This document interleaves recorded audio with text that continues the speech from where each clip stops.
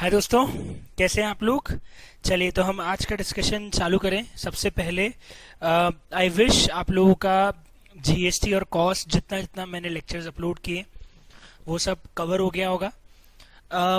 GST तो लगभग पूरा फिनिश करवा ही चुका हूं मैं। कॉस्टिंग के अंदर लगभग सारे चैप्टर्स हो चुके हैं। मार्जिनल चैप्टर जो है वो मैंने आखिरी में अपलोड कर ही दिया था। अब मैं आपको बता दूं हमारे पास कॉस्टिंग के अंदर क्या क्या बच रहा है। हम उस बारे में सबसे पहले बात कर लेते हैं कि हमारे पास एग्जैक्टली कॉस्टिंग के अंदर क्या क्या बच रहा है। तो मैं आपको सबसे पहले बता दूं, कॉस्ट में हमारे पास एक तो जॉब और बैच कॉस्टिंग करके एक टॉपिक है वो बच रहा है, जिसको अभी मैं आज के लेक्चर के अंदर कवर करने वाला हूं। एक लेक्चर में ये खत्म हो जाएगा। एक लेक्चर में आपको दूंगा एब्जॉर्प्शन वर्सेस मार्जिनल कॉस्टिंग को लेके। नेक्स्ट लेक्चर वो होने वाला है, वो भी एक लेक्चर के अंदर खत्म हो जाएगा। स्टोर लेजर एक्चुअली आप लोगों ने सीए फाउंडेशन के अंदर पढ़ा है इन्वेंट्री रिकॉर्ड्स के, इन्वेंट्री वैल्यूएशन के नाम से। पर बच्चों का ऐसा बोलना है कि सर एक बार आप उसको भी रिवाइज करवा दीजिए, तो एक लेक्चर मैं उसका लेने वाला हूं, ठीक है। और फाइनली थियरी के कुछ लेक्चर्स आएंगे जो मैं आपको अपलोड कर दूंगा। तो ऐसे करके हमारे पास ओवरऑल 3-4 टॉपिक छोटे छोटे 4-5 लेक्चर के बचे हैं, जिसमें हमारा कॉस्टिंग 5-7 लेक्चर के बचे हैं, जिसमें हमारा कॉस्टिंग पूरा फिनिश हो जाएगा। तो आई होप आप लोगों ने जितने चैप्टर्स अभी तक मैंने करवाए होंगे उन सबको रिवाइज करना चालू कर दिया होगा, क्योंकि अभी तक तो मैं लेक्चर्स अपलोड कर रहा था। कुछ चैप्टर्स के टेस्ट भी हमने लिए हैं, लेकिन अब जो चैप्टर्स बच गए हैं वो 2-2 चैप्टर करके मैं आपको टेस्ट देना चालू करूंगा। साथ में जीएसटी का भी एक फुल टेस्ट में लूंगा। मैं अभी रिवीजन अपलोड कर रहा हूँ, वो रिवीजन सीरीज जैसे ही चालू होती है मैं जीएसटी के चैप्टर्स के भी टेस्ट जो है वो लेना चालू कर दूंगा। मैंने रिवीजन लेक्चर्स जीएसटी के यूट्यूब पे अपलोड करना चालू कर दिए हैं। आप यूट्यूब पे रहिएगा तो आपको जीएसटी के रिवीजन लेक्चर्स भी मिलते रहेंगे। साथ में जीएसटी के अमेंडमेंट्स भी कुछ आने वाले हैं। देखो, हमने जो पढ़ा है वो जनवरी 20 का रिकॉर्डेड है, प्लस कुछ लेक्चर्स मैंने अभी अपलोड करके रिकॉर्ड करके डाले थे। लेकिन क्या होता है कि आईसीआई अभी कुछ स्टैट्यूटरी अपडेट्स और अपलोड करेगा आईसीआई पे, जो कि वेबसाइट पे, जो कि आपको नवंबर के लिए एप्लीकेबल होंगे। तो उसके लिए मुझे एक लेक्चर और जो है वो अपलोड करना पड़ेगा। ज्यादा बड़ा नहीं रहेगा, आई थिंक 1.5 आवर का मैक्सिमम जीएसटी अमेंडमेंट लेक्चर आएगा, जिसके अंदर जनवरी से लेके अभी तक जितने अमेंडमेंट, प्रैक्टिकली अक्टूबर से लेके जितने अमेंडमेंट्स अभी तक हुए हैं वो सारे के सारे अमेंडमेंट्स जो है वो मैं उसमें कवर कर लूंगा। तो एक लेक्चर जीएसटी अमेंडमेंट का आएगा, पर वो छोटा सा आएगा। उसके कारण जीएसटी को होल्ड मत करना। जीएसटी जैसे जैसे आप करते जा रहे हो सारा सारा पूरा पूरा करते रहिएगा, ठीक है। अब मैं आपको बता दूं कि हम लोग अभी जो चैप्टर चालू कर रहे हैं उसका नाम है जॉब एंड बैच कॉस्टिंग, ठीक है। ये चैप्टर भी आपके मॉड्यूल में एक अलग चैप्टर के फॉर्म में है। पर मैं आपको एक अच्छी चीज बता दूं कि जॉब और बैच कॉस्टिंग एग्जैक्टली ऐसा कोई नया चैप्टर नहीं है। ये जो है ना, ओवरहेड्स और कॉस्ट शीट का ब्लेंड है। ओवरहेड्स और कॉस्ट शीट का सारा ब्लेंड अगर हम कर दे तो प्रैक्टिकली आपका जॉब और बैच कॉस्टिंग बन जाता है। तो आपको इसमें ओवरहेड्स और कॉस्ट शीट के बहुत सारे कॉन्सेप्ट्स मिलेंगे, तो उन सबको अगर हम जोड़ दें तो वो हमारा जॉब और बैच कॉस्टिंग बन जाता है। एक second, just a second. Okay, तो जॉब और बैच कॉस्टिंग जो है वो मैं क्या बोल रहा था कि ओवरहेड्स और बेसिकली कॉस्ट शीट का ब्लेंड है। तो जब हम ओवरहेड्स चैप्टर को अच्छे से कवर कर चुके हैं तो आपको कॉस्ट शीट में कहीं से, सॉरी, जॉब कॉस्टिंग में कहीं से कहीं तक दिक्कत नहीं आएगी। और बैच कॉस्टिंग भी लगभग वही है, लेकिन उसमें 1-2 नए कॉन्सेप्ट है, उस पर हम आएंगे। लेकिन पहले ये समझना है कि जॉब और बैच कॉस्टिंग एग्जैक्टली बात क्या करते हैं। मैं आपको उसका एक एग्जाम्पल लेता हूँ, शायद आपको पूरी बात इसमें समझ में आ जाए। देखिए, हम एग्जाम्पल ले सकते हैं कि साहब एक ऐसी कंपनी है जो कि नॉर्मल कंज्यूमर प्रोडक्ट बनाती है। जैसे आप एग्जांपल ले लीजिए हिंदुस्तान यूनिलीवर का, वो सोप, डिटर्जेंट या कॉस्मेटिक आइटम्स बनाती है। अपन नाम लेते हैं, एक प्रोडक्ट है मान लीजिए फेयर एंड लवली। अब आई एम नॉट श्योर कि यूनिलीवर का है, ठीक है। आई कैन अज्यूम कि फेयर एंड लवली जो है वो यूनिलीवर का प्रोडक्ट है। अब उसका एक फिक्स फॉर्मूला है, उसका एक फिक्स स्टैंडर्ड है जिसमें वो प्रोडक्ट को सेल करती है। ऐसा नहीं कि आप बोलते हो सर मेरा स्किन टोन और डार्क है तो मुझे ज्यादा कॉन्सेंट्रेट और ज्यादा इफेक्टिव वाली फेयर एंड लवली बना के दो। वो उनका एक फिक्स फॉर्मूला है जिसके हिसाब से वो प्रोडक्ट को बेचते हैं। लेकिन आप मान के चलिए कि एक फार्मास्यूटिकल कंपनी है जो कि दूसरी कंपनीज के लिए दवाइयां बनाती है। जैसे मान लो एक कंपनी है XYZ, वो जॉब वर्क करती है किसके लिए, मान लो सिप्ला के लिए। सिप्ला को दवाइयां बनवानी रहती है, तो सिप्ला जो है वो इस कंपनी से जॉब वर्क में दवाइयां बनवाता है। अब सिप्ला ऑर्डर देता है कि साहब मुझे 1000 इंजेक्शंस चाहिए एक पर्टिकुलर बीमारी को ठीक करने के लिए। तो वो जॉब वर्कर बोलता है साहब आपको फॉर्मूला क्या चाहिए, क्या क्या केमिकल होने चाहिए, तो बताते हैं इतने ग्राम ये मिक्स करना, इतने ग्राम ये मिक्स करना, और ये मुझे 1000 इंजेक्शन आप बना के दे दो। अब मुझे उनके ऑर्डर के हिसाब से सारा काम करना पड़ेगा। मैं कस्टमर स्पेसिफिक ऑर्डर का प्रोडक्ट बना रहा हूं। हर कस्टमर मेरे पास नया नया ऑर्डर लेके आएगा। सिप्ला आएगा, सन फार्मा आएगा, औरोबिंदो फार्मा आएगा, ग्लेनमार्क आएगा, ये सारे कंपनीज मेरे पास आएंगे और बोलेंगे मुझे इस अलग अलग फॉर्मूले की दवाई बना के दो। मजेदार बात यह है कि हर कस्टमर का ऑर्डर अलग रहेगा, हर कस्टमर की रिक्वायरमेंट अलग रहेगी, हर कस्टमर के एक्सपेंसेस भी अलग रहेंगे, हर कस्टमर के लेबर आर और मटेरियल भी अलग अलग रहेंगे। तो यहाँ पे हम कस्टमर के ऑर्डर के हिसाब से कॉस्ट शीट तैयार करते हैं। जैसे फॉर एग्जाम्पल आप एक सैलून में जाते हैं और आप एक सैलून में जाके ये बोलते हैं कि साहब मुझे सिर्फ बाल कटवाने, तो वो आपको सिर्फ बाल कटवाने के पैसे जोड़ेगा। दूसरा कस्टमर आता है, वो बोलता है मेरे को दाढ़ी भी करवानी है, बाल भी कटवाने हैं, तो वो उसके पैसे जोड़ेगा। एक लेडी आती है, वो बोलती है मुझे 10-15 चीजें करवानी है, मुझे पेडिक्योर करवाना है, मुझे बाल कटवाने हैं, मुझे फेशियल करवाना है, मुझे ये करवाना है, वो करवाना है। तो वो उस हिसाब से हर कस्टमर का ऑर्डर अलग अलग बनेगा, हर कस्टमर की बिलिंग भी अलग अलग होगी। तो मैं ये बोलना चाह रहा हूं कि जब हम ऑर्डर स्पेसिफिक प्रोडक्ट बनाते हैं, जब हम ऑर्डर के स्पेसिफिकेशन, हर कस्टमर के स्पेसिफिकेशन के हिसाब से उसे काम करके देते हैं, तो इस केस में फिर जॉब कॉस्टिंग लग जाता है, क्योंकि हर कस्टमर का ऑर्डर अपने आप में एक जॉब होता है। तो हमें जॉब वाइज प्रोडक्ट की कॉस्टिंग करनी पड़ती है। इस कॉन्सेप्ट को हम बोलते हैं जॉब कॉस्टिंग। पहले बताओ क्या ये बात आपको समझ में आ रही है? तो जॉब कॉस्टिंग में एग्जैक्टली होगा क्या? जॉब कॉस्टिंग में हम कॉस्टिंग करेंगे, पर वो कॉस्टिंग करेंगे कस्टमर के ऑर्डर के हिसाब से। कस्टमर स्पेसिफिक ऑर्डर के हिसाब से जब कॉस्टिंग होगी तो उसे हम नाम देंगे किस चीज का? जॉब कॉस्टिंग का। पहले बताओ क्या ये बात आपको समझ में आ गई है? अच्छे से पूरी बात क्लियर हो गई है? Very nice. अब सवाल ये आता है कि साहब ये बैच कॉस्टिंग क्या है? मतलब जॉब कॉस्टिंग में हमें करना क्या है? हमें जॉब कॉस्टिंग में simple job wise cost sheet तैयार करनी है, जो कि मैं आपको बता दूं ओवरहेड चैप्टर के अंदर भी आप लोगों ने बनाई थी। अगर आपको याद हो तो ओवरहेड चैप्टर के अंदर जॉब वाइज कॉस्ट शीट तैयार होती है। हर एक पर्टिकुलर कस्टमर का ऑर्डर होता है और उस जॉब के इसमें हम ओवरहेड चार्ज करते थे। मटेरियल दिया रहता था, लेबर दिया रहता था, बोलते थे जॉब नंबर 101 की कॉस्ट निकालो, तो हम उसमें सिर्फ ओवरहेड्स को रिकवरी रेट से अप्लाई करके जोड़ते थे। वही हमको एग्जैक्टली इस चैप्टर के अंदर भी करना है। हम जब क्वेश्चंस करेंगे तो आपको रियलाइज होगा कि ये तो ओवरहेड्स ही है, ये कोई अलग से नया चैप्टर नहीं है। बैच कॉस्टिंग में भी वैसे ही कॉस्ट शीट बनेगी, लेकिन पहले समझ लेते हैं कि बैच कॉस्टिंग है क्या। बैच कॉस्टिंग का मतलब सिंपल सा है, मान लो मेरी एक मिठाई नमकीन की दुकान है, मैं खाने पीने की रिफ्रेशमेंट स्टोर चलाता हूं, ठीक है। अब मैं अपने यहाँ पे समोसे भी बना रहा हूं, मैं अपने यहाँ पे पैटिस भी बना रहा हूं, आलू पैटिस, और मैं अपने यहाँ पे और भी आइटम्स जो है वो बनाता हूं। अब मान लीजिए जो मालिक है वो अपने हलवाई से, जो कि बनाता है, जो उनका उस्ताद होगा, जो उनका कर्मचारी होगा, जिससे वो समोसे बनवाता है, उसको बोलता है यार एक समोसा अपन बेच रहे 15 रुपए में, वो तो मार्केट रेट है 15 रुपए में अपन एक समोसा बेचते हैं, यार ये एक समोसा पड़ कितने का रहा है ये तो अपन निकाले। तो उस्ताद बोलेगा ठीक है साहब, अपन कर लेते हैं कॉस्टिंग और निकाल लेते हैं कि एक समोसा कितने का पड़ रहा है। क्या करेगा वो? एक समोसे के हिसाब से 10 ग्राम आलू लेके आएगा मार्केट से, बोलेगा साहब आलू पड़ रहे हैं 20 रुपए किलो, तो 10 ग्राम के हिसाब से ये हो गया 1000 डिवाइड बाय करेंगे 100, तो ये कुछ 0.2 रुपीज के आलू हो गए या 2 रुपए के आलू हो गए, 0.2 रुपीज के आलू हो गए। फिर उसमें आप बोल रहे हो कि साहब बेसन लगेगा 50 ग्राम बेसन की कॉस्ट जोड़ दी। नहीं, क्या एक हलवाई एक समोसा बना के उसे तल के उसकी कॉस्टिंग निकालेगा? बिल्कुल भी नहीं। तो क्या एक समोसे के लिए पूरा कढ़ाई भर के तेल भरेगा? नहीं। वो क्या करेगा? वो 50 समोसे या 100 समोसे का एक पूरा बैच तैयार करेगा और उसमें लगने वाले मटेरियल, लेबर और एक्सपेंसेस को जोड़ेगा और नंबर ऑफ समोसे जितने हैं उसे डिवाइड करके एक समोसे की कॉस्ट निकाल लेगा। है ना बड़ा आसान तरीका? वो एक समोसा बनाएगा या एक समोसे का बैच तैयार करेगा? ऑफ कोर्स वो एक समोसे का बैच तैयार करेगा। तो जहां पे भी कंपनीज बैच वाइज, मतलब एक साथ कुछ ग्रुप ऑफ प्रोडक्ट्स को तैयार करती है, तो उस केस में बैच कॉस्टिंग की जाती है। इसका सबसे बढ़िया एग्जांपल एक तो ये खाने पीने की यहाँ पे हो सकता है, जैसे लेज, फ्रीटोले जो कंपनी है जो कि लेज ब्रांड बनाती है, वो लेज ब्रांड के अलग अलग वैरायटी के चिप्स और अलग अलग वैरायटी के स्नैक्स बनाती है।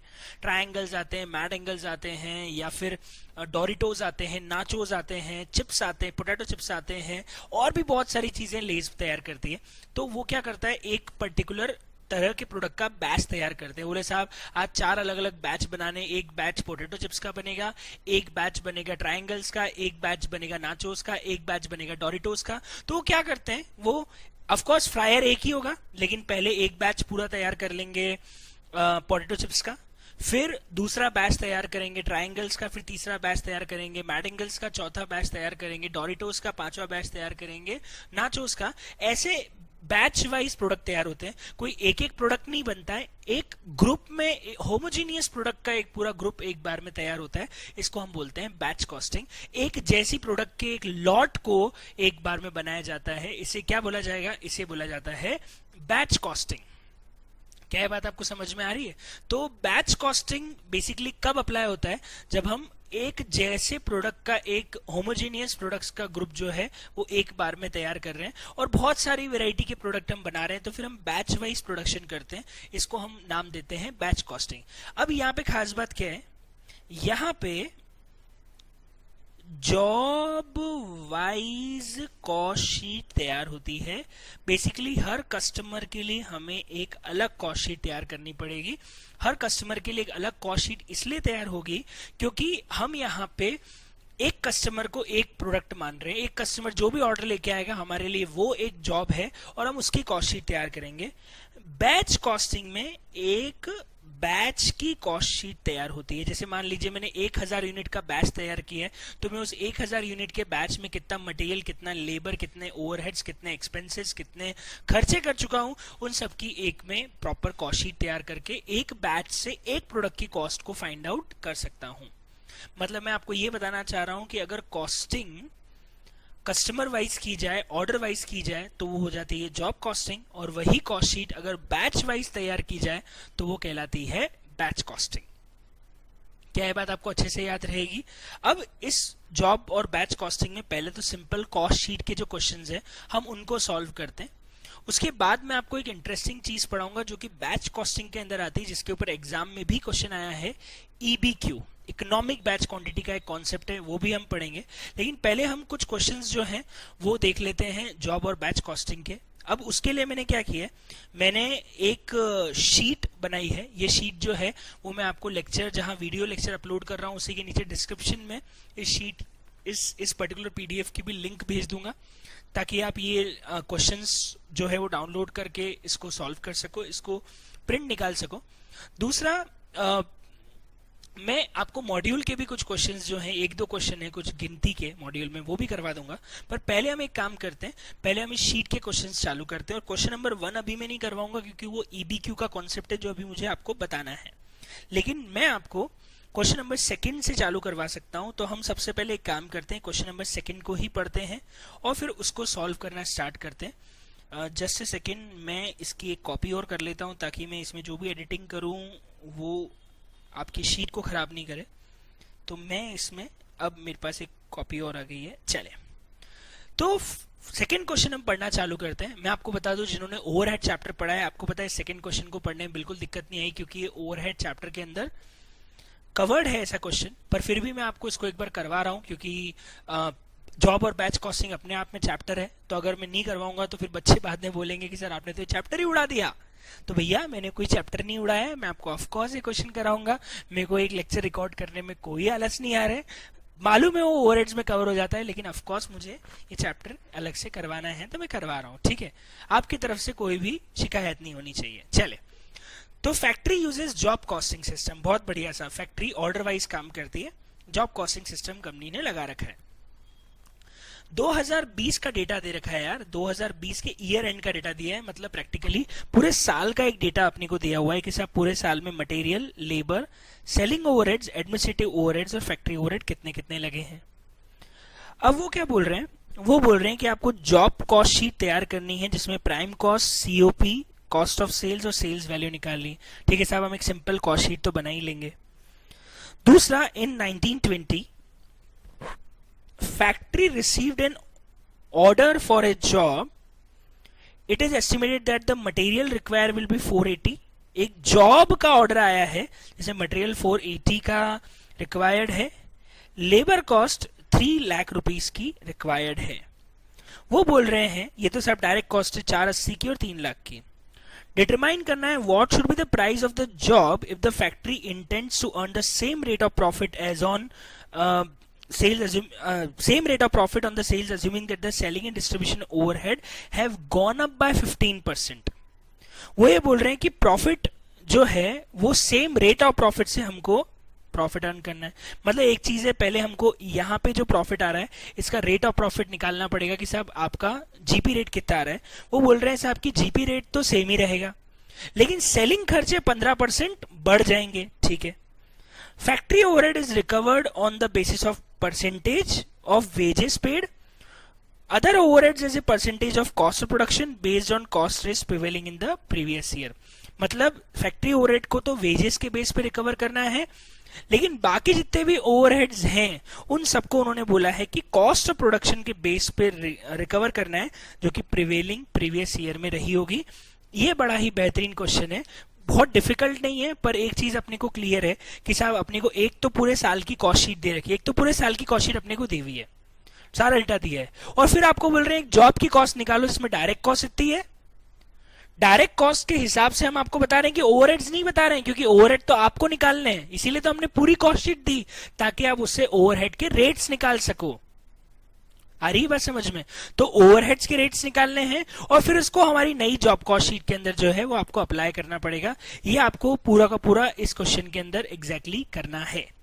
ठीक है. तो हम पहला टास्क ये कर लेते हैं कि हम एक कॉस्ट शीट तैयार कर लेते हैं, और ये जो कॉस्ट शीट है ये हम सबसे पहले तैयार कर लेते हैं. चलिए इस क्वेश्चन को हम सॉल्व करना चालू करें. उसके पहले एक इंपॉर्टेंट चीज मैं आपको बताना चाहता हूं. सर एक कंफ्यूजन है कि साहब एडमिनिस्ट्रेटिव ओवरहेड्स के साथ क्या करें. देखो अगर आपको पता हो तो एडमिनिस्ट्रेटिव ओवरहेड्स दो तरह के होते हैं. आप लोगों ने कॉस्ट शीट पढ़ी अच्छे से, आपको पता है एडमिनिस्ट्रेटिव ओवरहेड दो तरह के होते हैं. एक होते हैं प्रोडक्शन रिलेटेड और एक होते हैं जनरल. अब सर यहाँ पे कैसे पहचानें कि एडमिनिस्ट्रेटिव ओवरहेड प्रोडक्शन रिलेटेड है या जनरल है. अगर मान लो क्वेश्चन कुछ नहीं बोल रहा है तब हम क्या करें. देखो अगर क्वेश्चन एडमिनिस्ट्रेटिव ओवरहेड के लिए कुछ नहीं बोल रहा है तो हम क्वेश्चन में कुछ क्लू ढूंढ सकते हैं जिससे हमें पता पड़ जाए. कैसे, सुनिए. आप नीचे अगर जाएंगे तो आपको क्वेश्चन में एक चीज लिखी हुई है लास्ट में एकदम, factory overhead is recovered as percentage of wages paid whereas other overhead as percentage of cost of production. मतलब अदर देन फैक्ट्री ओवरहेड बाकी सारे ओवरहेड्स कौन कौन से, एडमिनिस्ट्रेटिव और सेलिंग, दोनों ओवरहेड्स को सीओपी पे निकाला जाएगा. इससे एक चीज समझ में आ रही है कि साहब एडमिनिस्ट्रेटिव ओवरहेड्स भी सीओपी पे है और सेलिंग ओवरहेड्स भी सीओपी पे है. मतलब ये एडमिनिस्ट्रेटिव ओवरहेड्स वो वाले हैं जो सीओपी के बाद ऐड होते हैं, क्योंकि अगर एडमिनिस्ट्रेटिव ओवरहेड सीओपी के पहले ऐड होता तो उसका रेट शायद फैक्ट्री कॉस्ट पे दिया होता, क्योंकि फैक्ट्री कॉस्ट के बाद फिर हम administrative overhead related to production को जोड़ते हैं, उससे फिर सीओपी आती है, उसमें फिर हम सेलिंग ओवरहेड जोड़ते हैं तो हमारी कॉस्ट ऑफ सेल्स आती है, फिर हम प्रॉफिट जोड़ते हैं तो सेल्स आता है. मतलब क्वेश्चन में एक हिंट है कि हम बचे हुए सारे ओवरहेड्स को सीओपी पे चार्ज कर रहे हैं, मतलब बाकी सारे ओवरहेड सीओपी के बाद ऐड होंगे. मतलब इससे एक चीज क्लियर है कि यहाँ पे जो एडमिनिस्ट्रेटिव ओवरहेड्स हैं वो फैक्ट्री कॉस्ट पे डिपेंडेंट नहीं है, मतलब वो प्रोडक्शन रिलेटेड फैक्ट्री ओवरहेड नहीं है, वो जनरल वाले फैक्ट्री ओवरहेड्स हैं. और यहाँ पे यही हमको ध्यान रखना है कि यहाँ पे हम जनरल ओवरहेड्स की तरह मानेंगे, सीओपी के बाद फैक्ट्री एडमिनिस्ट्रेटिव ओवरहेड सीओपी के बाद एडमिनिस्ट्रेटिव ओवरहेड्स को ऐड करेंगे, न कि फैक्ट्री कॉस्ट के बाद. ठीक है. तो हम चालू करते हैं, बहुत ही इजी है. इसकी कॉस्ट शीट बनाते हैं, अलग अलग रेट्स निकालते हैं और फाइनली उसके बाद हम लोग इसमें चले तो स्टार्ट करते हैं. एक मिनट यहाँ स्टार्ट करता हूं मैं. क्या हो गया है, चले चालू करते हैं. पेज थोड़ा सा ले लेता हूं. चले तो सबसे पहले क्वेश्चन नंबर 2 का सॉल्यूशन हम चालू कर रहे हैं और ये जॉब कॉस्टिंग का क्वेश्चन है. बहुत ही इजी क्वेश्चन है. पहले हम एक पूरी की पूरी कॉस्ट शीट तैयार कर लेते हैं. जिस साल के लिए हमको डेटा दिया हुआ है उसकी पूरी की पूरी कॉस्ट शीट हम पहले रेडी कर लेते हैं. कैलकुलेटर आपके पास ले लीजिएगा. मैं भी कैलकुलेटर तो मोबाइल में कैलकुलेशन कर लेता हूं छोटा मोटा.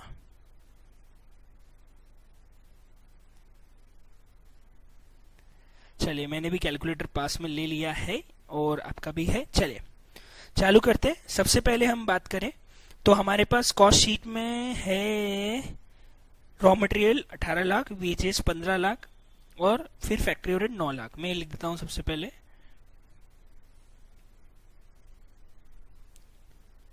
रॉ मटेरियल कॉस्ट है 18 लाख रुपए की।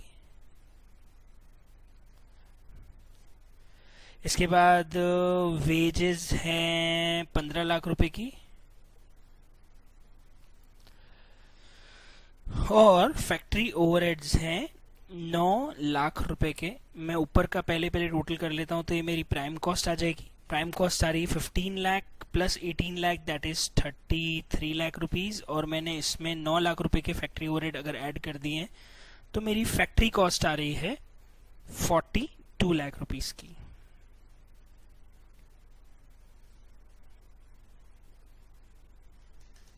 ठीक है, ओके। इसके बाद अगर हम इसमें देखें तो इसके बाद हमारे पास इसमें आता है, यही हमारा सीओपी बन जाएगा कि पहले बताना, बताओ यही हमारा सीओपी क्यों हो जाएगा? क्योंकि यहाँ पे एडमिनिस्ट्रेटिव ओवरहेड और सेलिंग डिस्ट्रीब्यूशन ओवरहेड दोनों बात के हैं, तो हम इसको फैक्ट्री कॉस्ट ना बोल के इसी को हम नाम देते हैं सीओपी, क्योंकि दोनों ही बात के हैं।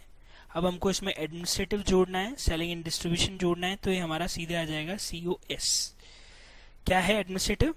एडमिनिस्ट्रेटिव है 840 और सेलिंग एंड डिस्ट्रीब्यूशन है 1050। चलो ये भी ऐड कर देते हैं अपन। 840 का एडमिनिस्ट्रेटिव और 1050 का सेलिंग एंड डिस्ट्रीब्यूशन। 42 प्लस यहाँ पे हम ऐड करें तो 52 lakh 50,000 plus 8 lakh is 60 lakh. I think the calculation should be, एक second, 42 plus 8.4 plus 10.5, yes 60 lakh 90,000 rupees का हमारा COS आ गया। Cost of sale is 60 lakh 90,000। 15 18 सही है बिल्कुल। फाइनली इसमें जोड़ लेते हैं प्रॉफिट, तो हमारी क्या निकल के आ जाएगी? सेल्स निकल के आ जाएगी। प्रॉफिट क्वेश्चन में दिया हुआ है 12,18,000 रुपए का, वो मैंने यहाँ पे ऐड कर दिया 60 लाख 90,000 में। 60 लाख 90,000 में 12,18,000 का प्रॉफिट ऐड कर दिया, तो माय सेल्स इज 73 लाख 8,000। पहले बताओ क्या ये बेसिक कॉस्ट शीट आपको समझ में आ गई? बहुत ही सिंपल है। मैंने एक बेस कॉस्ट शीट जो है वो इसमें तैयार कर ली, जिसमें मैंने raw material, wages, prime cost, overheads ये सब निकाल लिया। अब हमें क्या करना है? हमें अगले एक जॉब की कॉस्ट शीट निकालने के लिए डायरेक्ट कॉस्ट तो दी हुई है लेकिन ओवरहेड्स नहीं दिए, तो हमें इस कॉस्ट शीट से ओवरहेड के रेट्स निकालने पड़ेंगे, उसे फिर हम उस कॉस्ट शीट में अप्लाई करेंगे। तो हमारा अगला काम जो है वो है ओवरहेड रेट्स कैलकुलेट करने का। तो मैं यहीं पे ओवरहेड रेट्स भी कैलकुलेट कर लेता हूं। अब अगर हम ओवरहेड रेट्स की बात करें तो सबसे पहले हमारे पास जो ओवरहेड रेट आएगा वो तो हमें एक चाहिए फैक्ट्री ओवरहेड रेट। और फैक्ट्री ओवरहेड रेट के लिए अगर आपको याद हो तो क्वेश्चन ने क्या बोला था? क्वेश्चन ने बोला था कि हमें जो फैक्ट्री ओवरहेड रेट है वो वेजेस के हिसाब से चार्ज करने हैं। तो आप मुझे बताइए, हमारे पास factory overhead base cost sheet के अंदर 9 लाख रुपए के हैं और वेजेस 15 लाख रुपए की है, तो बताइए हमारा क्या ओवरहेड रेट बैठता है अगर हम 15 लाख रुपए की वेजेस के सामने 9 लाख रुपए का फैक्ट्री ओवरहेड चार्ज कर रहे हैं? तो इट इज 60% ऑफ वेजेस। ये हमारा क्या बैठ गया? फैक्ट्री ओवरहेड का रेट आ गया। फैक्ट्री ओवरहेड का रेट है 60% ऑफ वेजेस। दूसरा रेट हमें निकालना है ऐसा का ऐसा एडमिनिस्ट्रेटिव ओवरहेड का और सेलिंग ओवरहेड का। याद करो, एडमिनिस्ट्रेटिव और सेलिंग ओवरहेड दोनों के साथ एक चीज लिखी हुई है कि उन्हें सीओपी के बेस पे चार्ज करना है। तो हम ले लेते हैं एडमिनिस्ट्रेटिव ओवरहेड्स, ये है 8,40,000 और सीओपी है 42 लाख रुपीस का। 840 divide by 420, it is again बहुत simple, 20% of COP is administrative overhead. Administrative overhead कितना आ गया? 20% ऑफ सीओपी। और finally selling and distribution overhead भी सीओपी पे निकाल लेते हैं। 10,50,000 डिवाइड बाय 42 लाख का सीओपी है, ये आ जाएगा 25% ऑफ सीओपी। बताओ, इजी है, बहुत इजी। ऐसा क्वेश्चन मैंने ओवरहेड्स के अंदर कराया है, आप इसको रिवीजन की तरह मान लो, क्योंकि इस तरह का क्वेश्चन मैंने ओवरहेड्स के अंदर आपको करवाया भी है। पर हाँ, कुछ बच्चे बोल रहे थे सर वो सेलिंग और एडमिनिस्ट्रेटिव ओवरहेड रेट वाले क्वेश्चन जो है वो ओवरहेड में छूट गए। तो ये वो वेराइटी का क्वेश्चन है जिसमें सेलिंग और एडमिनिस्ट्रेटिव ओवरहेड कैसे चार्ज करना है वो भी कवर हो जाता है। तो ओवरहेड के अंदर जो दो क्वेश्चन छूटे थे मेरे, जिसमें सेलिंग और एडमिनिस्ट्रेटिव ओवरहेड के रेट्स निकालने थे, तो इससे अब वो क्लियर हो जाता है कि कैसे उस क्वेश्चन को सॉल्व करना है। बहुत ईजी है। अब मजेदार बात है कि साहब एक चीज और अपन कैलकुलेट कर लेते हैं, प्रॉफिट का परसेंटेज, क्योंकि यही परसेंटेज हमको अगले साल की कॉस्ट शीट में या उस जॉब की कॉस्ट शीट में सेम रखना है। तो हम प्रॉफिट परसेंटेज भी ध्यान रखना। क्वेश्चन की लाइन में एक इंपॉर्टेंट बात है, सेम प्रॉफिट नहीं, सेम रेट ऑफ प्रॉफिट दिया है। सेम प्रॉफिट बोलना गलत भी हो जाता, क्योंकि वो पूरे साल का डेटा था, तो आप पूरे साल की प्रॉफिट को एक जॉब की प्रॉफिट से इक्वल नहीं कर सकते, तो वो रेट ऑफ प्रॉफिट ही सही होता। तो रेट ऑफ प्रॉफिट हम परसेंटेज निकाल लेते हैं। कितना हमारा प्रॉफिट परसेंटेज है? 12,18,000। और आप मुझे बताओ, हम प्रॉफिट परसेंटेज हमेशा किसके ऊपर कैलकुलेट करते हैं? ऑफ कोर्स सेल्स के ऊपर। तो हम same rate of profit sales पे निकाल लेते हैं। 12,18,000 डिवाइडेड बाय 73,08,000 और हमारा प्रॉफिट परसेंटेज आ गया 16.67%, और I can say 1/6 of sales. आपको पता होगा 16.66% को 1/6 ऑफ सेल्स भी बोलते हैं। तो ये हमारा क्या निकल के आ गया? हमारा प्रॉफिट परसेंटेज जो है वो निकल के आ गया। अब आप देख सकते हो, ये हमने दो काम सबसे पहले कर दिए। पहले हमने एक तो बेस कॉस्ट शीट तैयार कर ली, और दूसरा काम हमने किया कि हमने साहब ओवरहेड रेट जो है वो इसमें कैलकुलेट कर लिए। अब हम आगे बढ़ सकते हैं और चलते हैं मेन पार्ट पे, दैट इज उस जॉब की कॉस्ट शीट बनाते हैं जो जॉब हमको दिया हुआ है। अब हम उस जॉब की कॉस्ट शीट तैयार कर लेते हैं, जो हमारा फाइनल आंसर होने वाला है। हमें जॉब कॉस्ट शीट अब तैयार करनी है, ठीक है। सबसे पहले उस जॉब का रॉ मटेरियल लेने वाले हैं हम, उस जॉब में लगने वाली वेजेस लेने वाले हैं। फिर वेजेस के हिसाब से हम उसमें क्या चार्ज कर देंगे? फैक्ट्री ओवरहेड्स, ये ध्यान रखना है अपने को। तो यहाँ से हमारा सीओपी आ जाएगा, यही हमारा फैक्ट्री कॉस्ट है, यही हमारा सीओपी, क्योंकि इस क्वेश्चन के अंदर एडमिनिस्ट्रेटिव ओवरहेड सारे बाद वाले हैं। फिर हम उस जॉब कॉस्ट शीट के अंदर एडमिनिस्ट्रेटिव ओवरहेड और सेलिंग ओवरहेड जोड़ने वाले हैं, तो हमारा सीओएस आ जाएगा। और फाइनली हम उसमें प्रॉफिट जोड़ने वाले हैं, तो सेल्स आ जाएगा। लेकिन एक चीज ध्यान रखना, किसमें ध्यान रखना? सेलिंग ओवरहेड में हमको प्लस 15% करने हैं, ये चीज मत भूलिएगा। जो भी हमारे सेलिंग ओवरहेड आ रहे हैं अकॉर्डिंग टू द रेट, उस रेट को हम 15% बढ़ाने वाले हैं, क्योंकि अब 15% का inflation selling and distribution overhead rates में आ चुका है। तो हम सेलिंग एंड डिस्ट्रीब्यूशन ओवरहेड जो भी हमारे आएंगे उसमें 15% हम उसको इन्फ्लेट कर देंगे, ठीक है। अभी हम रॉ मटेरियल कॉस्ट की बात करें, क्वेश्चन में दी हुई है रॉ मटेरियल कॉस्ट कितनी है? 480 की रॉ मटेरियल कॉस्ट है, 3 लाख का लेबर कॉस्ट है, इतना ही दिया हुआ है। 4,80,000 की हो गई हमारी रॉ मटेरियल कॉस्ट, और 3 लाख का हमारा हो गया लेबर कॉस्ट। अगर हम इसको ऐड कर देते हैं तो हमारी प्राइम कॉस्ट आ जाएगी 7,80,000 रुपीज के, ठीक है। ये हमारा सबसे पहले क्या निकल के आ गया? ये हमारी प्राइम कॉस्ट निकल के आ गई। प्राइम कॉस्ट कितनी आ रही है? 7,80,000। अब हमें इसमें ऐड करने हैं फैक्ट्री ओवरहेड्स। फैक्ट्री ओवरहेड के लिए आप बताओ, हमने एक रेट निकाल रखा है, बताओ क्या रेट निकाला है साहब? ऊपर याद करो, एक रेट निकाला था, बताओ क्या था रेट? 60% of wages. 30 लाख का 60% कर लो बेटा, कितना आ रहा है फैक्ट्री ओवरहेड? ये आ गए 18 लाख रुपए के फैक्ट्री ओवरहेड्स। 18 लाख रुपए के फैक्ट्री ओवरहेड लगेंगे 30 लाख का 60%, और इसको जोड़ने के बाद हमारे पास आ जाएगा सीओपी, और वो आ रहा है 96 लाख। अब हमें इसमें जोड़ना है एडमिनिस्ट्रेटिव ओवरहेड्स, और क्या बोला था? देखो, एडमिनिस्ट्रेटिव ओवरहेड का रेट था सीओपी का 20%, तो 96 का 20% कर लेते हैं हम, ये आ जाएगा 19,20,000 रुपए के एडमिनिस्ट्रेटिव ओवरहेड्स। और फाइनली जोड़ना है सेलिंग एंड डिस्ट्रीब्यूशन ओवरहेड, वो दिया था 25%। 96 लाख का 25% करेंगे तो वो आएगा 2,40,000, सॉरी 24 लाख। लेकिन इंपॉर्टेंट चीज है कि 24 लाख में 15% का इन्फ्लेशन भी जोड़ना है, तो प्रैक्टिकली आपके सेलिंग एंड डिस्ट्रीब्यूशन हो जाएंगे 27,60,000 रुपए के। आप चाहो तो 25% के ओवरहेड रेट को ही बढ़ा सकते हो 15% से, तो नया रेट आ जाएगा 28.75%। इंटू 96 लाख करोगे तो आपका आंसर अगेन सेम आएगा 27,60,000। और अब मैं 96 में दोनों अमाउंट ऐड कर देता हूं, तो हमारे पास में कॉस्ट ऑफ सेल आ जाएगी 1,42,80,000। एक सेकंड में कुछ गलती कर रहा हूँ, यस मैंने एक गलती कर दी है, 3 लाख था।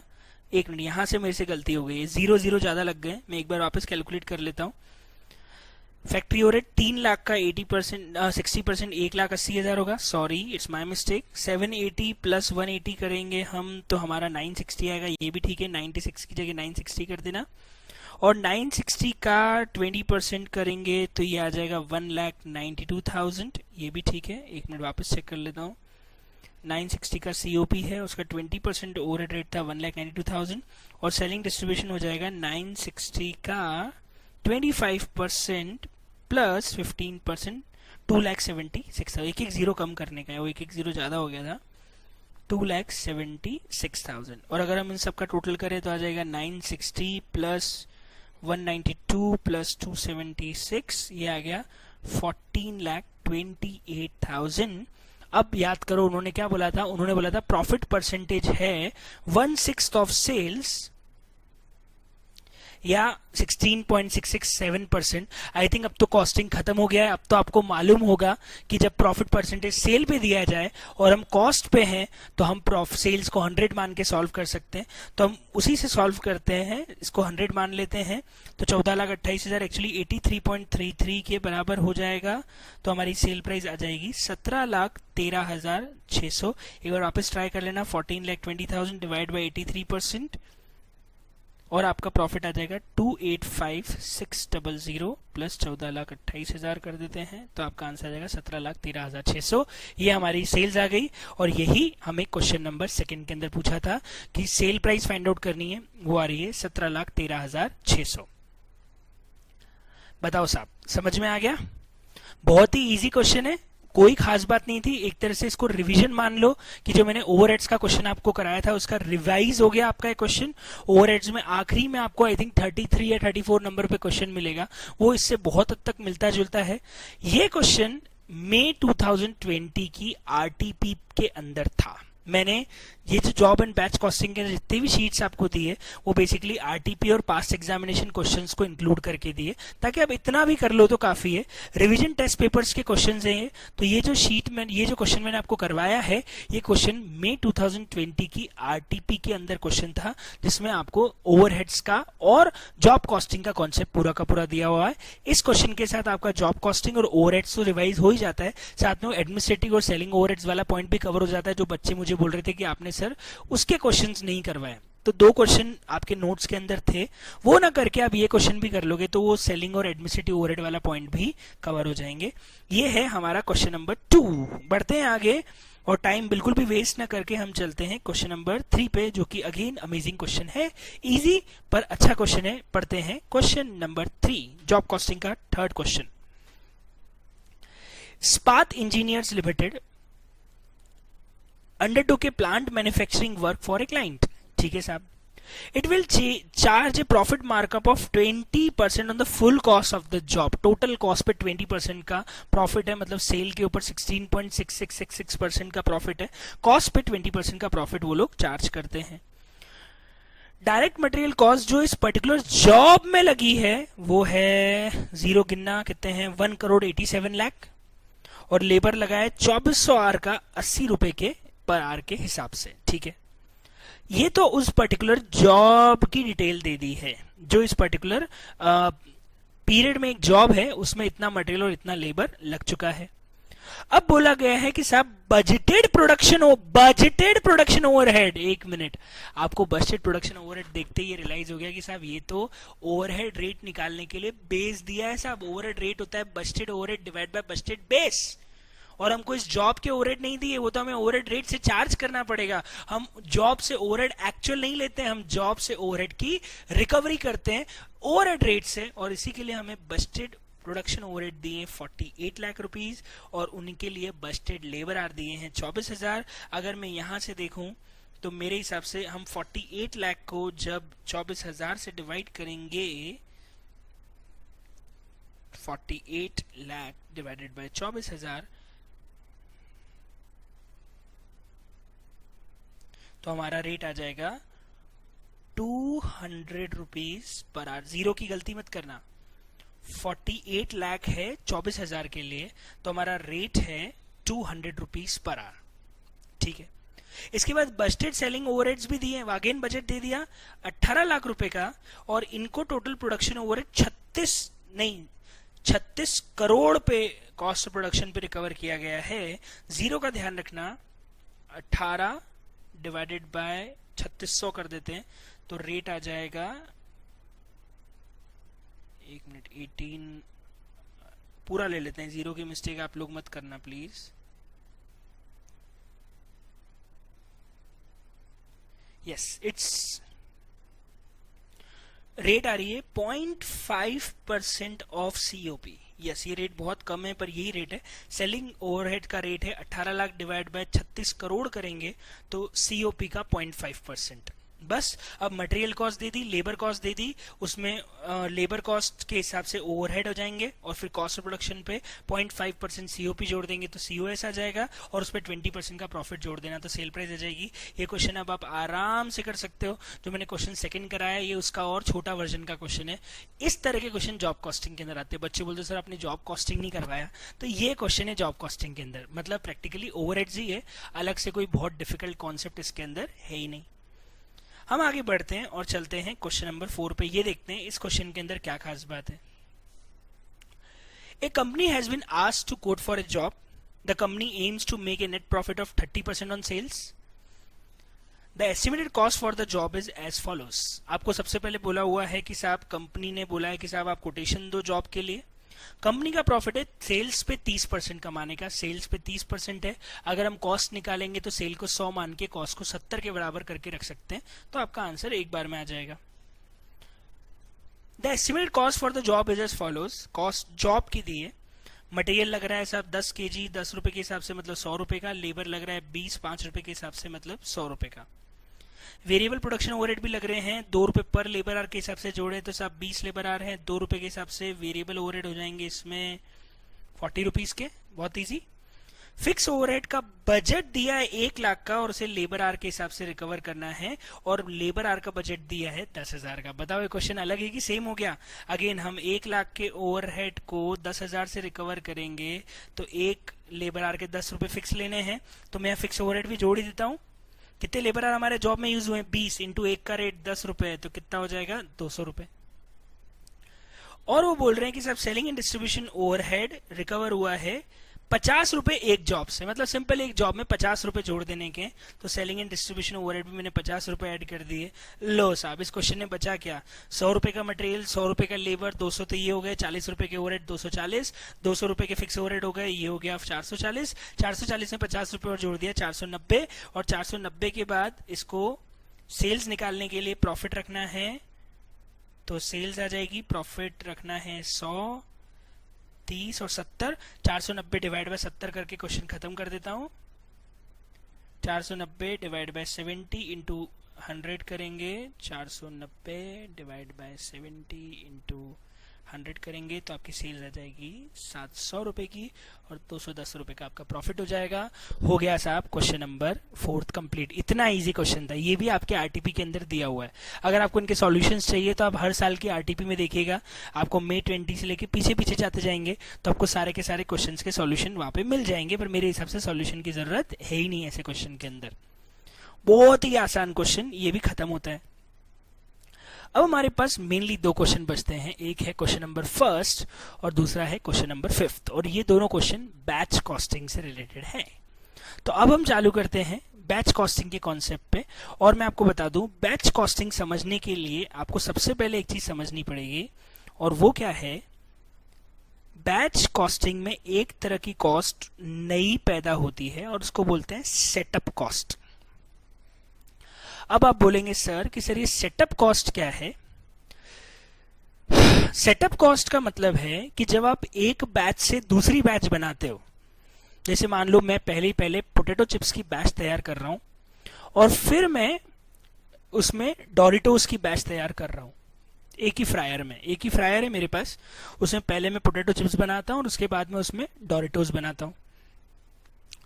मजेदार बात यह है कि जब आप एक बैच से दूसरे बैच में स्विच करोगे तो आपको उस मशीन को, उस फ्रायर को साफ करना पड़ेगा, उसका ऑयल चेंज करना पड़ेगा, क्योंकि आप पोटैटो चिप्स के ऑयल को डोरिटोस के ऑयल में यूज नहीं कर सकते।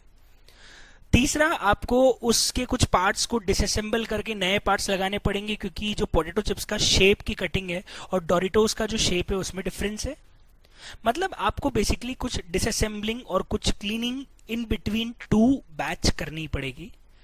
उसमें जो टाइम और पैसा लगता है, एक्चुअली उसको सेटअप कॉस्ट बोलते हैं। सेटअप मतलब मशीन को चला के बंद करना और फिर वापस चलाने के बीच में जो एक्सपेंसेस आप बेयर करते हो उसको हम नाम देते हैं सेटअप कॉस्ट। क्या ये बात आपको समझ में आ रही है? तो बेसिकली सेटअप कॉस्ट क्या है? असेंबलिंग डिसअसेंबलिंग की कॉस्ट बिटवीन टू बैचेस। दो बैच के बीच में आपको सेटअप करना पड़ता है। जैसे मान लीजिए मैं बैच नंबर 1 तैयार कर रहा हूं और फिर मैं बैच नंबर 2 तैयार कर रहा हूं, फिर मैं बैच नंबर 3 तैयार कर रहा हूं। तो हर बैच के बीच में मुझे सेटअप करना पड़ता है। मैं जितनी बैचेस बनाते जाऊंगा मुझे उतनी बार सेटअप करना पड़ेगा, क्योंकि एक बैच बनेगी, फिर दूसरी बनेगी, फिर तीसरी बनेगी। इस तरीके से मुझे हर बार हर बैच के बीच में क्या करना पड़ेगा? सेटअप कॉस्ट इनकर करनी पड़ेगी, क्योंकि जैसे ही मैं बैच बदलूंगा वैसे ही मुझे सेटअप लग जाएगा। ठीक है। एक मजेदार चीज मैं आपको बताऊं, इस सेटअप कॉस्ट का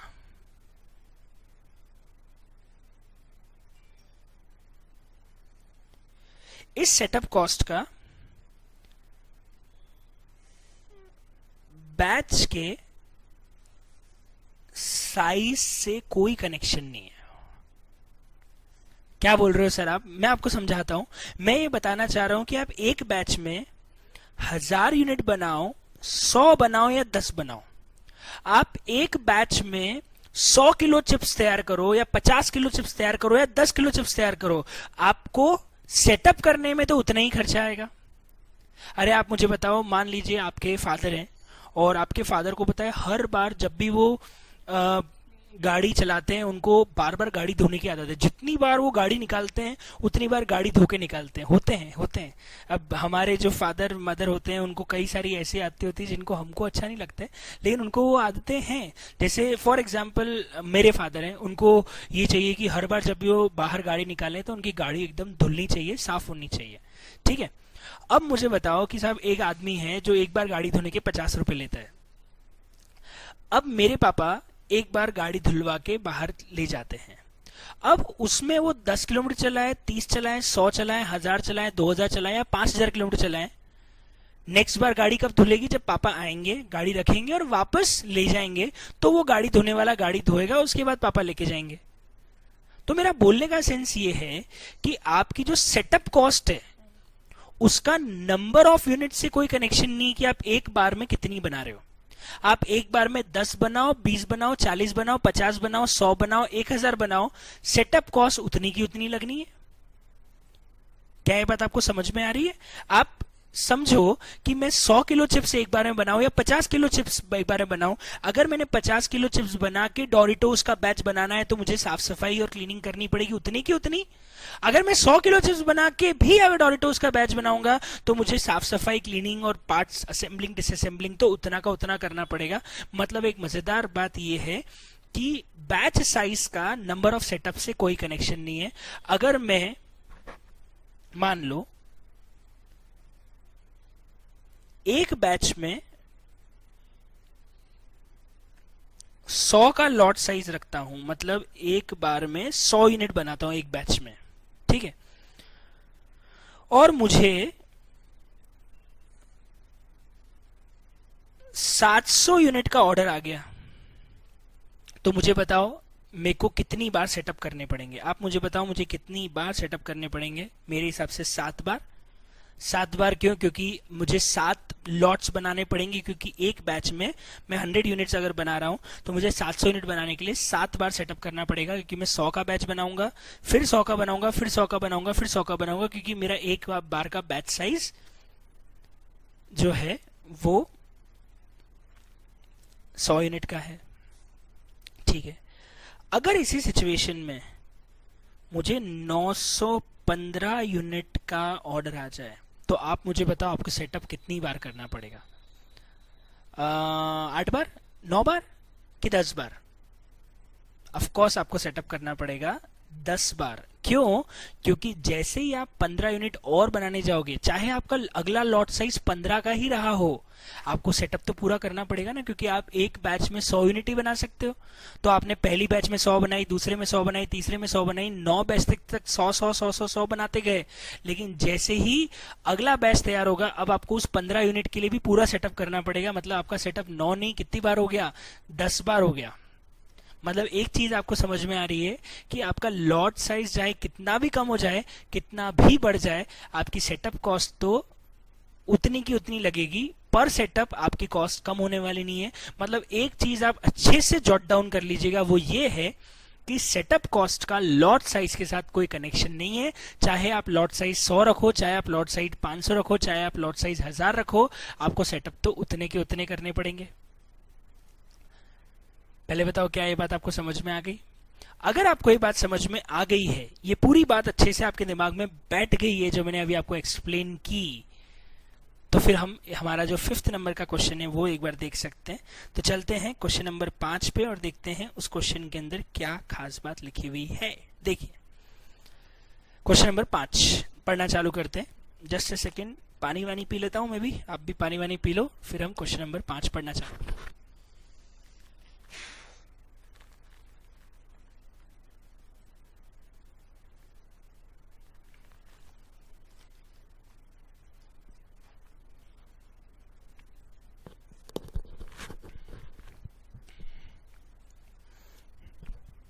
चलिए पढ़ना चालू करते हैं। Question number 5, Arnav confectioneries owns a bakery which is used to make bakery items like pastries, cakes and muffins. Okay. AC used to bake at least 50 units of any item at a time. देखो यहां पे एक word लिखा है कि साहब एक बार में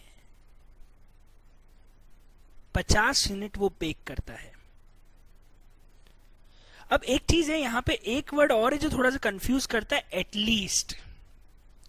पर हम इस एटलीस्ट वर्ड पे जाएं तो फिर तो हमारा क्वेश्चन में बहुत कंफ्यूजन क्रिएट हो जाएगा, क्योंकि सर वो एक बार में 50 बनाता है, तो वो 50 बनाए, 55 बनाए, 60 बनाए, वो तो फिक्स ही नहीं ना। तो हम तो पहले इस लाइन को पढ़ के सिर्फ एक ही चीज मानेंगे कि हमारा एक बैच में 50 आइटम्स का लॉट साइज है। ये सबसे पहले इस लाइन से हमें मानना पड़ेगा। आप और कुछ नहीं मान सकते, क्योंकि आपको सिर्फ ये लिखा है कि एटलीस्ट 50 बनाता है। अगर आप मान लोगे सर मिनिमम 50 है तो मैक्सिमम की तो कोई लिमिट ही नहीं है, तो फिर तो आपके क्वेश्चन का कितना भी पॉसिबल आंसर्स हो सकते हैं। तो हमें तो ये मानना पड़ेगा कि वो एक बार में कितनी बना रहा है, 50। ऑफ कोर्स क्वेश्चन बनाने ने एटलीस्ट वर्ड नहीं देना था, उसको सिर्फ ये लिखना था कि AC used to bake 50 items of any kind at a time. लेकिन उन्होंने एटलीस्ट वर्ड लिख के थोड़ा सा कंफ्यूज किया है। पर अगर आप एटलीस्ट वर्ड को कंसीडर कर लोगे तो फिर तो दिक्कत हो जाएगी कि लॉट साइज 50, 60, 100, 70, 120 कुछ भी हो सकता है। तो हम उस पर नहीं जाएंगे, हम तो मानेंगे कि आपकी एक बार का लॉट साइज कितने आइटम्स का होगा, 50 आइटम्स का ही होगा।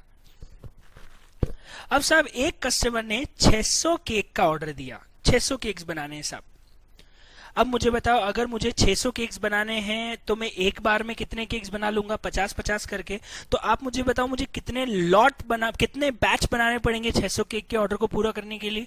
आई थिंक 12 बैचेस, क्योंकि एक बैच में अगर मैं 50 केक बनाता हूं तो मुझे 600 केक के ऑर्डर को पूरा करने के लिए आई थिंक 12 बैचेस में काम करना पड़ेगा। तो मेरे को सबसे पहले समझ में आ गया कि मेरे को 12 अलग अलग बैच बनानी पड़ेगी। अगर मैं 12 बैच बनाऊंगा मतलब मुझे 12 बार सेटअप भी करना पड़ेगा। क्या ये बात समझ में आ रही है?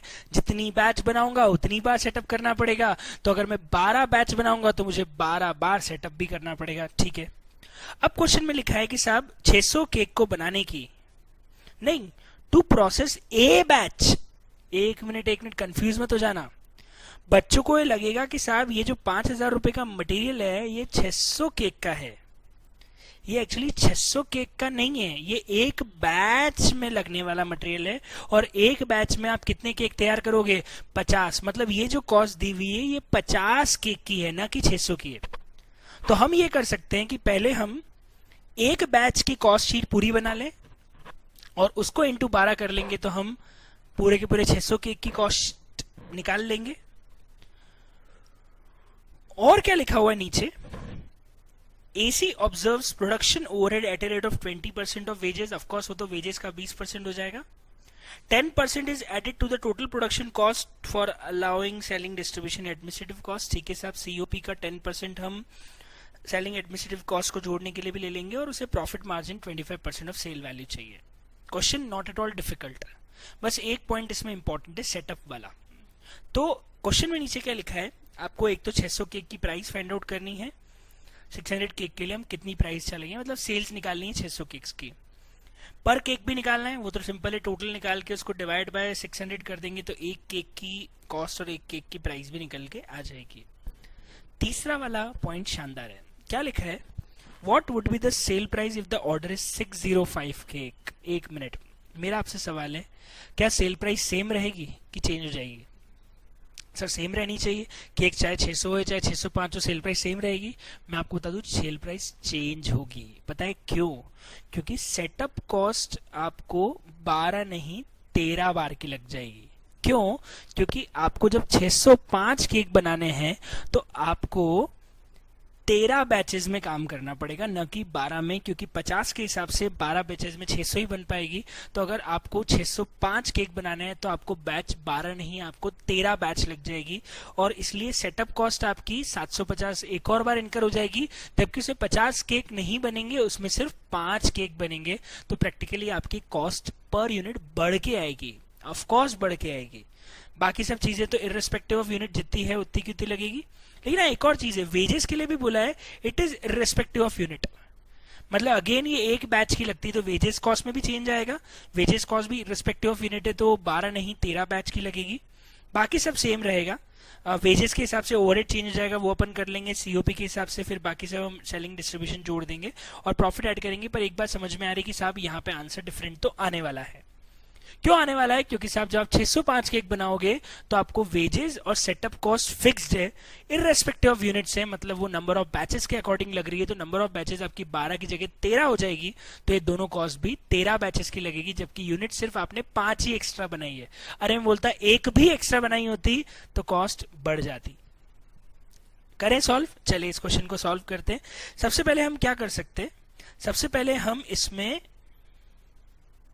यहीं पे एक पेज ऐड कर सकते हैं। पहला काम हम यही कर सकते हैं कि हम इसमें सबसे पहले एक पेज ऐड कर लेते हैं ताकि हमको ज्यादा नीचे स्क्रॉल नहीं करना पड़े। ठीक है, दूसरा काम क्या कर सकते हैं, दूसरा काम आप सॉल्व करना चालू कर सकते हैं। चलिए तो हम सबसे पहले एक काम करते हैं, एक बैच में 50 केक्स हैं। ठीक है, एक बैच में 50 केक्स हैं, इसकी कॉस्ट शीट तैयार कर लेते हैं।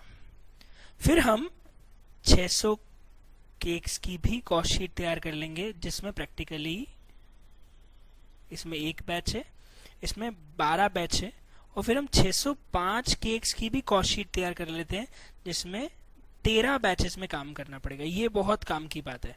हम एक बैच की कॉस्ट निकालते हैं, उसको 12 पे कन्वर्ट करते हैं और फिर उसको 13 पे कन्वर्ट करेंगे तो हमको सारे के सारे आंसर्स निकल के आ जाएंगे। चले चालू करते हैं। सबसे पहले हम ले लेते हैं हमारा एक बैच में कितना रॉ मटेरियल लगता है। आई थिंक एक बैच का रॉ मटेरियल है 5000। ठीक है, ये ले लेता हूं मैं। एक बैच में डायरेक्ट वेजेस लगेगी 500 और सेटअप कॉस्ट ले लेते हैं। सेटअप कॉस्ट भी मैं आपको बता दूं एक तरह का डायरेक्ट एक्सपेंस होता है, क्योंकि उसे भी पर यूनिट से आइडेंटिफाई कर सकते हैं कि आपको एक यूनिट पे कितनी सेटअप कॉस्ट लग रही है, क्योंकि सेटअप कॉस्ट जो है वो प्रैक्टिकली बैच वाइज लगती है। तो एक बैच से आइडेंटिफाइबल होती है, एक यूनिट से नहीं, एक बैच से आप आइडेंटिफाई कर सकते हो कि उसमें कितनी सेटअप कॉस्ट लगी होगी। तो हम इसको भी डायरेक्ट कॉस्ट में, प्राइम कॉस्ट में जोड़ देंगे। सेटअप कॉस्ट एक बैच की कितनी लग रही है? 750 रुपए। ये भी ले लेते हैं। यहां से हमारी प्राइम कॉस्ट आ जाएगी, प्राइम कॉस्ट आएगी 6250 रुपए। आ गया साहब यहां तक का आंसर? बहुत बढ़िया। इसके बाद अगर हम आगे बढ़े तो इसके बाद हम लोग इसमें जोड़ देते हैं फैक्ट्री ओवरहेड्स। फैक्ट्री ओवरहेड के लिए क्या लिखा था एक बार ऊपर पढ़ेंगे क्वेश्चन में क्या लिखा है? 20% ऑफ वेजेस लेना है, वेजेस कितना है 500, 500 का 20% ले लेते हैं तो फैक्ट्री ओवरहेड आ जाएंगे 100 रुपए के, 500 का 20% 100 रुपए, तो हमारी सीओपी आ जाएगी 6350, ये हमारी सीओपी आ गई। फिर सेलिंग और एडमिनिस्ट्रेटिव के लिखा है टोटल कॉस्ट का 10% लेना है, तो हम इसमें एक काम करते हैं, सेलिंग और डिस्ट्रीब्यूशन के लिए टोटल कॉस्ट का 10% दैट इज 635 और ऐड कर लेते हैं, तो हमारी टोटल कॉस्ट आ जाएगी 6350 प्लस 635,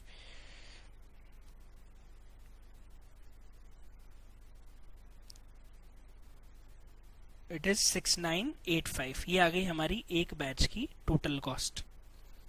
फाइनली इसमें हमको प्रॉफिट ऐड करना है, और प्रॉफिट के लिए क्वेश्चन में क्या लिखा है वो भी पढ़ लेते हैं। प्रॉफिट के लिए क्वेश्चन में लिखा है कि 25% ऑफ सेल वैल्यू चार्ज करना है, तो साहब सेल्स को 100 मानेंगे तो कॉस्ट 75 के बराबर हो जाएगी, तो 6985 डिवाइड बाय 75 इंटू 100 ले लें, 6985 डिवाइड बाय 75 इंटू 100 ले लेंगे तो हमारी सेल आ जाएगी 9313.33।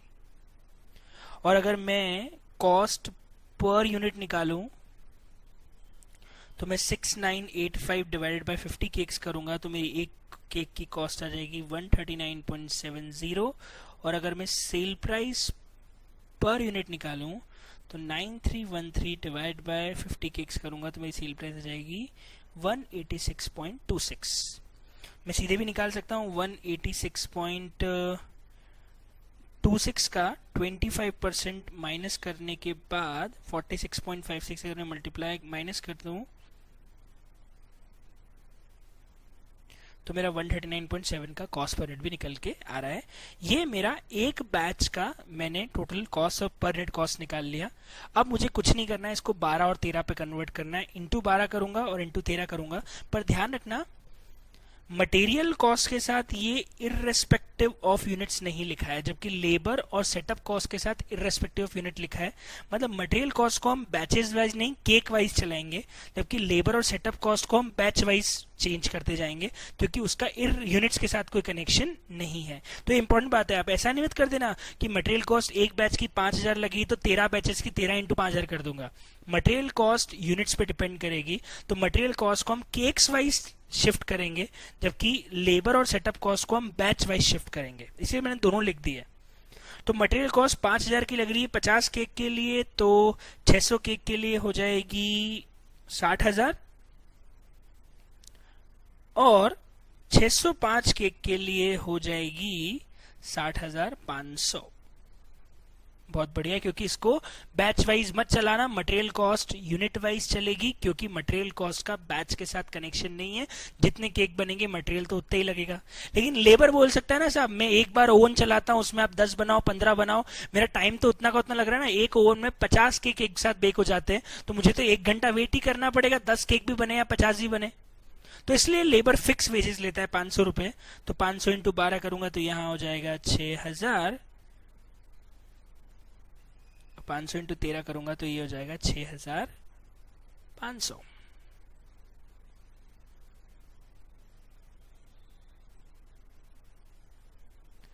इसके बाद 750 को भी डिवाइड कर लेता हूं, 750 इंटू 12 करूंगा तो यहां आ जाएगा 9000, और 13 करूंगा तो आ जाएगा 9750। यहां से हम प्राइम कॉस्ट निकाल लेते हैं, ये आ जाएगी 75000, और यहाँ आ जाएगी 60500 प्लस 6500 प्लस 9750, 76750। अब हम इसमें वेजेस ऐड करें तो वेजेस भी अगर अपन फैक्ट्री रेट के वेजेस के अकॉर्डिंग फैक्ट्री रेट चार्ज होने तो 6000 का 20% कर लेते हैं, यहाँ तो 1200 रुपये आ जाएगी। यहाँ आ जाएगी 6500 का 20%, ये आ जाएगी 1300 रुपये। ये भी ऐड कर लेते हैं, ये आ जाएगा 76200, और ये आ जाएगा 76750 प्लस 1300 दैट इज 78050। अब हम इसमें सेलिंग एंड डिस्ट्रीब्यूशन ओवरहेड्स भी जोड़ लेते हैं, जो लिखा हुआ है 10। एक सेकेंड, ये 10 था कि 20 था? ये तो 20 था। अब इसमें 10% के जोड़ने के, तो यहाँ हो जाएगा 7620, यहाँ हो जाएगा 7805।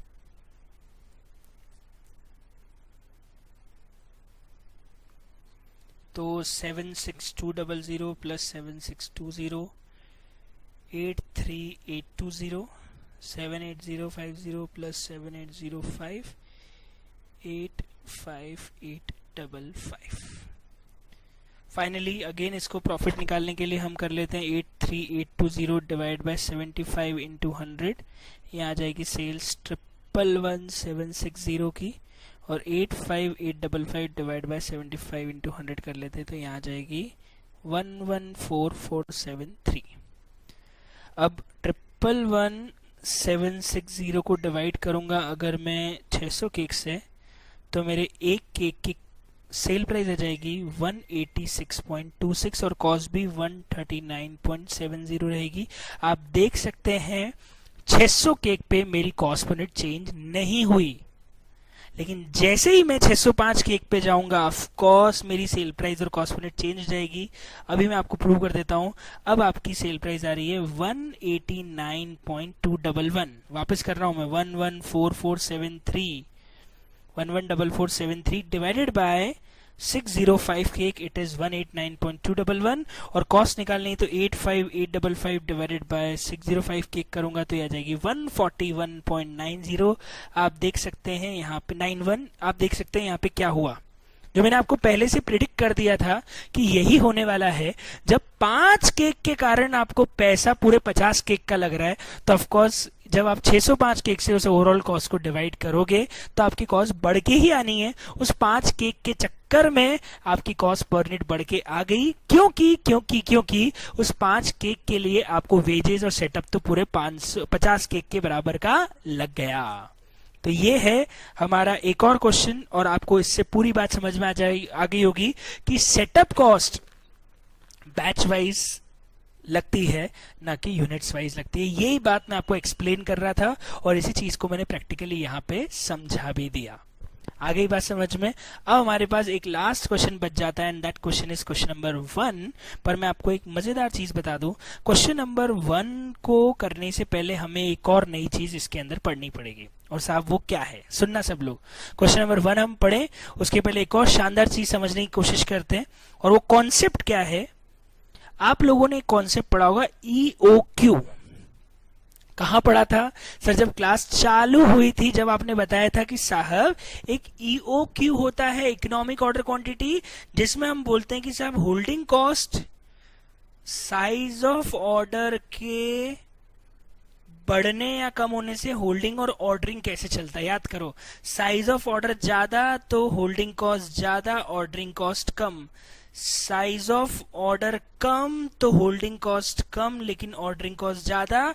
EOQ ऐसा साइज ऑफ ऑर्डर है जहां होल्डिंग कॉस्ट और ऑर्डरिंग कॉस्ट दोनों इक्वल और दोनों का टोटल सबसे मिनिमम हो जाता था। याद करो, क्या याद है? याद आना चाहिए। और याद करो, इसका फॉर्मूला भी था 2AO/C whole square under root, जो ये बताता है कि साहब EOQ पे आपकी मिनिमम ऑर्डरिंग और होल्डिंग कॉस्ट आती है। आ रही है बात समझ में? Very nice. अब इंपॉर्टेंट बात यह है कि अगर आपको EOQ आता है तो हम अब एक इंटरेस्टिंग चीज चालू कर सकते हैं, that is called EBQ, economic batch quantity. Economic batch quantity का मतलब ये है कि हम एक बार में एक बैच में कितनी क्वांटिटी बनाएं। वहां था कि साहब एक ऑर्डर में कितनी क्वांटिटी खरीदें, साइज ऑफ ऑर्डर। यहां है ऑप्टिमम साइज ऑफ बैच, एक बार में कितनी क्वांटिटी बनाई जाए। पर सर ये क्यों आ गया? इसको समझने के लिए हमें अगेन एक एग्जांपल लेना पड़ेगा। मान लीजिए एक कंपनी शर्ट्स की मैन्युफैक्चरिंग करती है, शर्ट्स बनाती है। वो अलग अलग बैचेस में, एक 40 साइज का बैच तैयार होता है, फिर 42 साइज का बैच तैयार होता है, फिर 44 साइज का बैच तैयार होता है। ऐसे अलग अलग बैच में शर्ट्स की मैन्युफैक्चरिंग होती है। 40 का बैच, फिर 42 का बैच और 44 का बैच। मजेदार बात है, हर बैच के बीच में सेटअप कॉस्ट लगती है 1000 रुपए की। यहां भी लगेगी, यहां भी लगेगी और यहां भी लगेगी। हर बार जैसे ही आप एक बैच से दूसरे बैच पे शिफ्ट करोगे आपको 1000 रुपए की सेटअप कॉस्ट लग जाएगी। पर से ऐसा क्यों? क्योंकि साहब जब 40 साइज से 42 साइज की शर्ट्स बनाओगे तो आपको मशीन के टूल्स और पार्ट्स भी तो निकाल के दूसरे लगाने पड़ेंगे। कटिंग के जो पार्ट्स होंगे दूसरे लगेंगे, क्योंकि 42 साइज के शर्ट्स में आपकी कटिंग अलग तरीके से होगी। 40 में कम साइज का कट होगा, 42 में बड़ा साइज का कट होगा। तो आपके जो कट साइज है उसके कारण आपको पार्ट्स असेंबल और डिसअसेंबल करने पड़ेंगे, और उसमें जो टाइम और जो पैसा लगता है उसकी कॉस्ट 1000 रुपए आती है। अब मजेदार बात है, मैं एक प्रिंसिपल आपको अभी समझा चुका हूं कि मैं एक लॉट में 10 बनाऊं या एक लॉट में 100 बनाऊं या एक बार में 1000 शर्ट बनाऊं, मेरी सेटअप कॉस्ट तो 1000 ही आनी है। ये बात मैंने अभी एक्सप्लेन कर दी आपको। यूनिट्स के हिसाब से सेटअप कॉस्ट नहीं चलती है। मैं एक लॉट में 40-40 के एक साथ 10 शर्ट बनाऊं, या 40-40 के एक साथ 100 बना लूं, या 40-40 के एक साथ 1000 बना लूं, मेरे को सेटअप कॉस्ट तो 1000 ही आएगी। पर एक अच्छी चीज है, मैं जितने ज्यादा शर्ट एक बार में तैयार करूंगा मेरी पर शर्ट सेटअप कॉस्ट तो उतनी कम होती जाएगी ना। देखो, अगर मैं एक बार में 10 शर्ट बनाता तो मेरी एक बार की सेटअप कॉस्ट 1000 डिवाइड बाय 10 के हिसाब से 100 होती। अगर मैं एक बार में 100 शर्ट बना रहा हूं तो 1000 डिवाइड बाय 100 के हिसाब से 10 होती। और अगर मैं 1000 में 1000 शर्ट्स बना रहा हूं तो मेरी 1 रुपये आती। तो इससे तो एक प्रिंसिपल डेवलप हो जाता है, बड़ा आसान प्रिंसिपल, और वो ये है कि एक लॉट साइज में ज्यादा से ज्यादा प्रोडक्शन कर लो। जितना बड़ा लॉट साइज होगा आपकी सेटअप कॉस्ट उतनी कम होती जाएगी, क्योंकि आप जितनी ज्यादा यूनिट्स एक बार में बना लोगे आपको उतनी कम बार सेटअप करना पड़ेगा। मतलब प्रैक्टिकली आपके जो सेटअप कॉस्ट है वो उतनी ज्यादा यूनिट से डिवाइड हो जाएगी, तो पर यूनिट कॉस्ट उतनी कम हो जाएगी। तो सर अच्छी बात है, मतलब किसी भी रेडीमेड कंपनी को एक बार में 40 साइज के पूरे 1000 शर्ट निकाल लेने चाहिए। पर एक मिनट सोचो, अगर मैंने एक बार में इतना सारा प्रोडक्शन कर दिया, मैंने 6 महीने का प्रोडक्शन एक बार में कर डाला 40 साइज के शर्ट्स का, तो आप मुझे बताओ उनको रखने का खर्चा नहीं आएगा। मतलब again again again again again again मजेदार बात कि मैं अगर साइज ऑफ बैच को बढ़ाता चला जाऊंगा तो मेरी सेटअप कॉस्ट कम होती जाएगी, पर सर रखने का खर्चा बढ़ने के कारण उसकी होल्डिंग कॉस्ट बढ़ जाएगी।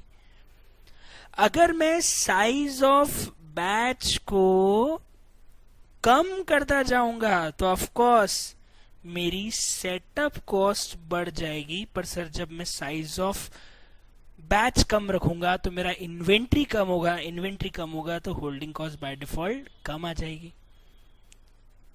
मतलब कहीं ना कहीं ये ईओक्यू का भाई है, ये ईओक्यू के परिवार का ही है, क्योंकि कॉन्सेप्ट ईओक्यू जैसा ही है। बस एक फर्क है कि जहां हम सेटअप कॉस्ट वर्ड यूज कर रहे थे, ईओक्यू में हम उसकी जगह ऑर्डरिंग कॉस्ट वर्ड यूज करते हैं।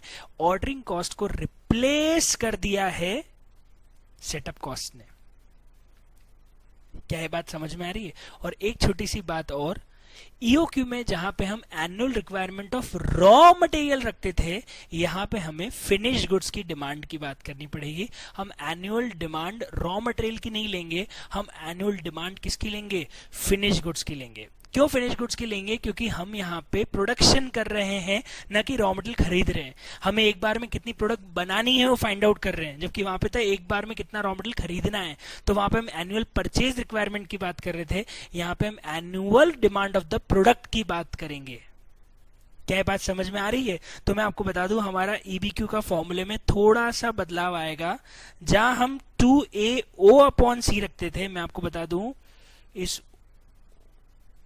ओ की जगह अब हमारा फॉर्मूला होगा 2AS/C, जिसमें A होगी एनुअल डिमांड ऑफ प्रोडक्ट, हमें कितना माल बेचना है हम उसके हिसाब से लॉट साइज प्लान करेंगे ना। हमें जितना माल बना के मार्केट में बेचना है हम उसके हिसाब से लॉट तैयार करेंगे कि हम एक लॉट में कितनी बनाएं। दूसरा S इज, ओ क्या था, ऑर्डरिंग कॉस्ट पर ऑर्डर, ये है सेटअप कॉस्ट पर सेटअप, एक सेटअप में कितनी कॉस्ट आ रही है। और C वो का वही है, holding cost per unit per annum, एक यूनिट को होल्ड करने में कितना खर्चा आ रहा है। बाकी सारे कॉन्सेप्ट ईओक्यू वाले ही हैं। जैसे अगर अपने को होल्डिंग कॉस्ट निकालनी है तो वही एवरेज इन्वेंट्री निकालना पड़ेगा। एवरेज इन्वेंट्री होगा वही साइज ऑफ ऑर्डर की जगह साइज ऑफ बैच का आधा, जितना बनाऊंगा स्टॉक में रहेगा उसका आधा, वहां तक जितना मंगवाऊंगा स्टॉक में रहेगा उसका आधा, यहाँ है जितना बनाऊंगा स्टॉक में रहेगा उसका आधा। तो बाकी सारे कॉन्सेप्ट वैसे के वैसे हैं। ईबीक्यू का कॉन्सेप्ट बाकी सब ऐसा का ऐसा है, बस जहां पे हम ऑर्डरिंग कॉस्ट यूज कर रहे थे वहां पे हम ऑर्डरिंग कॉस्ट की जगह सेटअप कॉस्ट यूज करेंगे, क्योंकि इसका नेचर भी ऑर्डरिंग कॉस्ट के जैसे ही है। जितनी ज्यादा क्वांटिटी एक बार में बनाऊंगा सेटअप कॉस्ट उतनी कम, वहां तक जितनी क्वांटिटी एक बार में मंगवाऊंगा ऑर्डरिंग कॉस्ट उतनी कम। क्या ये बात आपको समझ में आ रही है? अगर ईबीक्यू का कॉन्सेप्ट आपको क्लियर हो गया है तो फिर हम इसका एक क्वेश्चन कर लेते हैं जो एग्जाम में भी आया हुआ है, और वो है पहले नंबर का क्वेश्चन। पढ़ना चालू करते हैं। क्वेश्चन नंबर फर्स्ट क्या लिखा हुआ है देखिए। बीटीएल एक एलएलपी है जो मैन्युफैक्चरिंग कर रहा है glass bottles for HDL limited. ठीक है साहब, बीटीएल हमारी कंपनी है और इनका कस्टमर है एचडीएल। ये साहब कस्टमर है, ये हमसे प्रोडक्ट खरीदता है, which is in turn use for Ayurvedic medicine business. ठीक है साहब, ये बॉटल्स हमसे खरीदता है, हम बॉटल बना के इसको देते हैं। बीटीएल एक महीने में 2 लाख बॉटल्स बना सकता है एक मिनट। ये डिमांड नहीं है, ये प्रोडक्शन कैपेसिटी है कि कितना मैक्सिमम प्रोडक्शन बीटीएल कर सकता है। हमें बीटीएल की प्रोडक्शन कैपेसिटी से मतलब नहीं, हमें डिमांड चाहिए साल भर की, कि हम साल भर में कितनी जो है वो डिमांड क्रिएट करते हैं। ठीक है, डिमांड चाहिए हमें, तो प्रोडक्शन है। देखते हैं सेटअप कॉस्ट जो है एक बार की 5,200 रुपए आती है। ये हमारा ऐसा क्या, setup cost per order is 5200, और एक बॉटल को होल्ड करने का साल भर का खर्चा 1.5 रुपए का है। ये आ गई हमारी कैरिंग कॉस्ट। तो इस क्वेश्चन में ये हो गया एस और ये हो गया सी। As per an estimate, HDL can order as much as 19 lakh bottles in a year. साल भर की एनुअल डिमांड 19 लाख बॉटल्स की है। यही तो हमें चाहिए था, डिमांड कितनी है। तो 19 लाख बॉटल वो बना के बेच सकता है। तो साहब 2 लाख साल के बना, 2 लाख महीने का प्रोडक्शन मतलब साल का प्रोडक्शन 24 लाख का कोई यूज नहीं है, क्योंकि इतना बना सकता है। पर जब डिमांड ही 19 लाख है तो हमें इस बात से क्या फर्क पड़ता है कि वो कितना बना सकता है। बनाएगा तो 19 लाख ही, क्योंकि मार्केट डिमांड 19 लाख की है। बहुत बढ़िया, यही हमारे लिए ए हो जाएगा। अब वो बोल रहे हैं एट प्रेजेंट, अभी कंपनी क्या कर रही है, अभी कंपनी एक बार में एक बैच में 1,60,000 बॉटल्स बना रही है एक बैच में। देखो ये ईओक्यू के क्वेश्चन जैसा हो गया, जहां एक होता था ईओक्यू का साइज ऑफ ऑर्डर, एक वो ऑर्डर जो कंपनी अभी कर रही है। यहां पे भी ऐसे ही है, एक हम निकालेंगे ईबीक्यू जो ऑप्टिमम साइज ऑफ बैच रहेगा, ऑप्टिमम लॉट साइज रहेगा, और एक कंपनी का भी लॉट साइज 1,60,000 है। एक्चुअली हम उसको कंपेयर करके देखेंगे कहां पे कॉस्ट कम आ रही है। क्वेश्चन ने पहले यही बोला है, compute EBQ and compute the annual cost saving by adopting EBQ. ये एग्जैक्टली ईओक्यू के जैसा क्वेश्चन है। मैं आपको ईओक्यू में ऐसे एक नहीं कम से कम 4 या 5 क्वेश्चन बता सकता हूं जो हमने क्लास में किए थे, जिसमें यही था, पहले ईओक्यू निकालो और फिर करंट सिचुएशन से ईओक्यू को कंपेयर करके देखो कितना एक्स्ट्रा कॉस्ट या सेविंग लग रही है। यहां पे भी यही है, हम ईओक्यू निकालेंगे और फिर करंट जो उनका साइज ऑफ बैच है उससे कंपेयर करके देखेंगे कि कंपनी ने कितनी सेविंग्स ईबीक्यू पे सर्च कर, ईबीक्यू पे स्विच करके की है। तो चलो पहले हम इसका ईबीक्यू निकाल लेते हैं कि एग्जैक्टली इसका ईबीक्यू आ कितना रहा है। हमारे पास फॉर्मूला है, यहीं पे कैलकुलेट कर लेते हैं। 2AS/C 2 इंटू 19 लाख की हमारी एनुअल डिमांड है, इंटू सेटअप कॉस्ट हमारी 5,200 रुपए है, और हमारा C 1.50 है। ऑफ कोर्स मुझे कैलकुलेटर की जरूरत पड़ेगी, तो हम कैलकुलेट कर लेते हैं। कितना आ रहा है हमारा 2 into 19 lakhs into 5200 divided by 1.50। ई आ गया है तो बहुत ज्यादा हो गया है तो ओके 2 इंटू 19 लैक्स।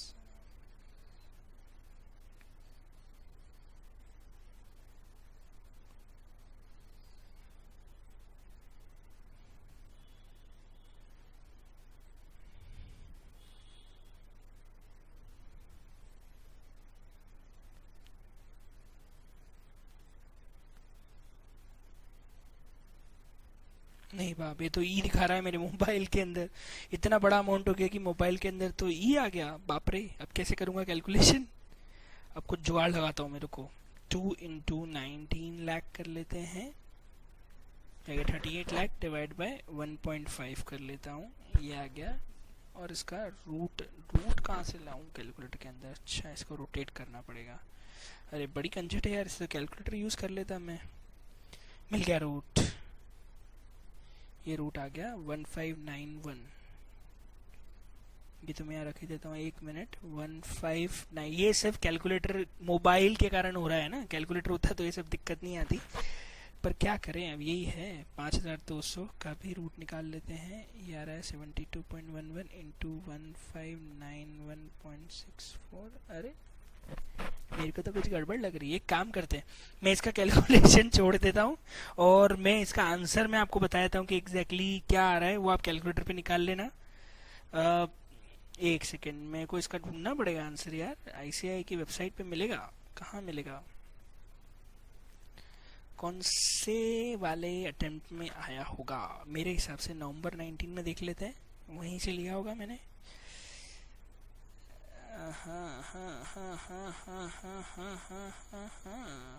यस, अरे वाह, मिल गया। नवंबर 19 में है, क्वेश्चन नंबर 8। चलिए क्वेश्चन नंबर 8 का सॉल्यूशन देख लेते हैं, इसका आंसर निकाल लेते हैं बस।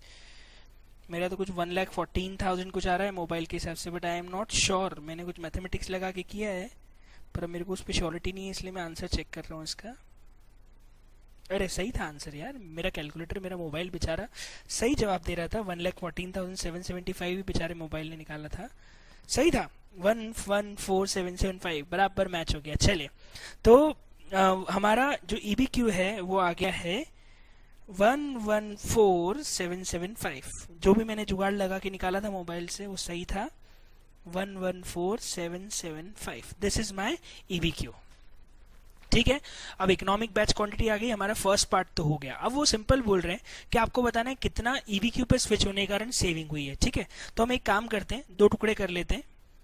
मैं यहाँ पे कर लेता हूँ 2 टुकड़े। एक तरफ मैं ले लेता हूँ कि साहब मैं EBQ quantity that is 1,14,775 quantity एक बार में बनाऊंगा। दूसरी साइड में ले लेता हूँ मैं एक बार में, कितना क्वेश्चन में दिया था, 1,60,000 बॉटल्स एक बैच में बनाऊंगा। ठीक, हम सबसे पहले इसकी सेटअप कॉस्ट निकाल लेते हैं। देखो, हमें टोटल 19 लाख चाहिए और मैं एक बार में 1,14,775 अगर बनाता हूं तो हमारा कैलकुलेशन कैसे होगा? नंबर ऑफ सेटअप आ जाएंगे 19 लाख डिवाइड बाय 1,14,775 इंटू 5,200 पर सेटअप कॉस्ट लग रही है। इधर हो जाएगा 19 लाख डिवाइड बाय 1,60,000 इंटू 5,200 की सेटअप कॉस्ट लग रही है, ये निकाल लेंगे। अगर उसके बाद होल्डिंग कॉस्ट की बात करें तो हमारा एक बार का सेटअप, एक बार का size of order, size of batch 1,14,775 divide by 2 करूंगा तो एवरेज इन्वेंट्री आ जाएगा, इंटू 1.5 कर लूंगा। इधर 1,60,000 का मेरा एक बार का डिवाइड बाय 2 करूंगा, इंटू 1.5 कर लूंगा, तो मेरी होल्डिंग कॉस्ट आ जाएगी। और बस आप इसको कैलकुलेट कर लीजिए, तो आपकी सेटअप कॉस्ट और होल्डिंग कॉस्ट का टोटल आ जाएगा और इन दोनों का डिफरेंस ही हमारी सेविंग आ जाएगी। बहुत इजी क्वेश्चन है, एग्जैक्टली EOQ के जैसा है। अगर आपको नोट्स में मैं बताऊं तो क्वेश्चन नंबर फर्स्ट जो है EOQ का, क्लास वर्क का, उस क्वेश्चन से भी अगर आप मैच करोगे तो आपको क्वेश्चन एग्जैक्टली सेम लगेगा, बहुत हद तक सेम लगेगा। सिर्फ EOQ की जगह EBQ है और सेटअप कॉस्ट और होल्डिंग कॉस्ट आ गया है। एनुअल रिक्वायरमेंट और रॉ मटेरियल की जगह एनुअल डिमांड आ गई है। इसका आंसर आपको देखना है तो मैंने अभी डाउनलोड किया था, वही आंसर दिखा देता हूँ। अभी हाल तो निकाला था रे, कहाँ चला गया? 8th क्वेश्चन था ना, I think. Yes, this is the question, this is the answer. आप चेक कर सकते हो। नंबर ऑफ बैचेस हैं 1 मिनट, 1,60,000 बॉटल, कैरिंग कॉस्ट 1,20,000 आ रही है, यही मैंने भी किया। और इधर कैरिंग कॉस्ट आ रही है ऐसा कैसे सेटअप कॉस्ट भी आ जाएगी 5,200 इंटू 17, 5,200 इंटू 12, यहाँ 17 बैचेस में हो रहा है। तो इससे आपकी कैरिंग कॉस्ट और होल्डिंग कॉस्ट रहेगी। आप आंसर मैच कर लो, दिस इज द आंसर। 7918 का डिफरेंस, 17481 आपकी EBQ पे होल्डिंग ऑर्डरिंग कॉस्ट आ रही है, और यहाँ पे आ रही है 182,400। देखो इन्होंने एक चीज है, इन्होंने 17 बैचेस रखा है, पॉइंट में नहीं लिया है। क्योंकि मैंने आपको ये चीज अभी बताई थी कि लास्ट बैच में नंबर ऑफ यूनिट कम हो जाएगी, पर आप बैचेस को पॉइंट्स में मत निकाल लेना। ऑर्डर्स पॉइंट में निकाल सकते हो, लेकिन नंबर ऑफ बैचेस को पॉइंट में मत कैलकुलेट कर लेना, क्योंकि अभी हमने पढ़ा था यूनिट्स कम होगी तो आपके बैचेस पॉइंट्स में नहीं आएंगे, बैचेस तो पूरी की पूरी रहेगी, because it is irrespective of units. तो आपकी बैचेस तो उतनी की उतनी ही रहने वाली है, ठीक है। तो ये है question number 8, question number first जो हमारे नोट्स का है उसका solution. Second, third, fourth, fifth हो गया है पूरा का पूरा जॉब और बैच कॉस्टिंग का कॉन्सेप्ट क्लियर। बताओ EBQ आपको समझ में आ गया, आपको जॉब कॉस्टिंग की कॉस्ट शीट के पूरे कैलकुलेशन समझ में आ गया। आई थिंक आपको सारी की सारी बातें पूरी तरह से क्लियर हो गई होगी। तो ये डिस्कशन के साथ हमारा ये लेक्चर खत्म हो जाता है, और जॉब और बैच कॉस्टिंग का पूरा कॉन्सेप्ट भी मैंने आपको एक्सप्लेन कर दिया। तो आगे मिलते हैं, हम मार्जिनल वर्सेज एब्जॉर्प्शन कॉस्टिंग और बाकी सारी चीजें भी जो बची हुई वो सब खत्म करेंगे। Thank you so much, good day, enjoy, bye bye, thank you. चलिए अगले लेक्चर के अंदर हम मिलेंगे, और अगले लेक्चर के अंदर हम आगे का डिस्कशन स्टार्ट भी करेंगे। Thank you, bye bye.